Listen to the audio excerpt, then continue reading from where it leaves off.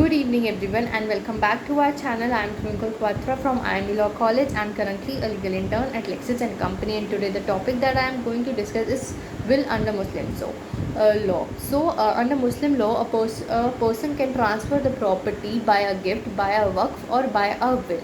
So these under Muslim law there are two basic principles. First is the divine principle, that is the Prophet saying that if that person dies, then automatically that property will be transferred to his heirs, and this is the divine law and no one can question and no one can interfere. But also second is that it is the moral duty of every Muslim to a way or to find a way that how he will distribute the property to his heirs. Now there is a strict rule in Islamic law that governs the validity of a will. It is that every Muslim should can only give one third part of his property to any other person, and the person who is giving the property is called legator, and to whom it is given is called legatee, and the will is known as wasiyat under Muslim law. So only one third can be given, and if someone wants to give beyond that amount, then the consent of the legatee, all the legatees which are there, has to be taken. Now I will talk about essentials of a valid will. So first is the consent of the legator. Second is the legator should be content to take the decision. Third is that he should be capable of taking such decision. Next is that the legator must possess testimony right over that property. So let's talk about who can make the will.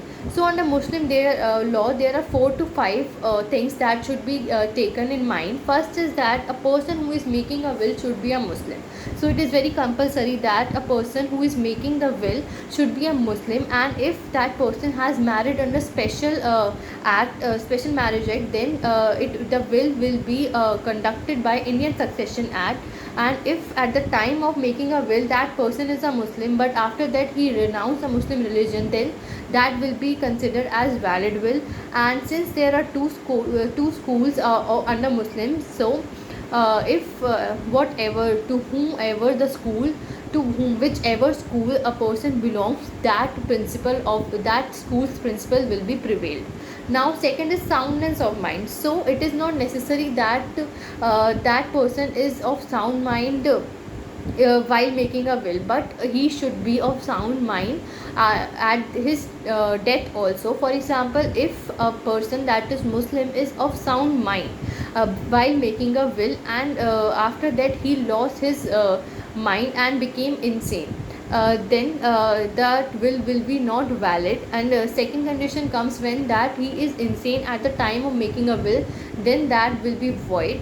And the third condition, that there is a partial insanity and partial saneness, that then also that will be valid only when the insanity ends after 6 months. So this was the soundness of mind. Next is age of maturity. So age of maturity under Muslim law is governed by Majority Act. So according to that, maximum age is 18, and if you are under any court or any you have any guardian, then it's of 21 years according to Majority Act.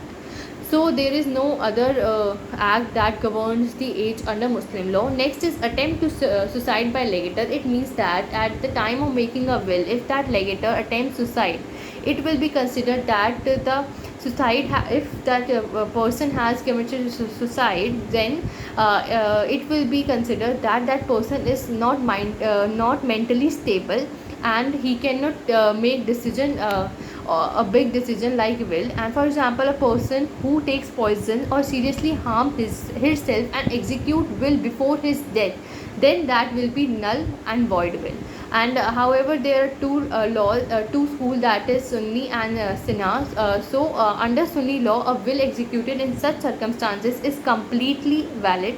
Moreover, both Shia and Sunni law upheld the validity of will declared by a legator before attempting to commit suicide. Now last one is consent of the legator. So it is very important that the consent of the legator should be taken. He should be willing to do that, he should be willing to give the will. Otherwise, if that consent has been taken under any coercion or any other misconception or any burden, or there is a pressurized like give consent, or then that consent will not be consider free consent. But if no one will prove that the consent is free or not, then the court will consider that that offense is a free consent, otherwise not proven.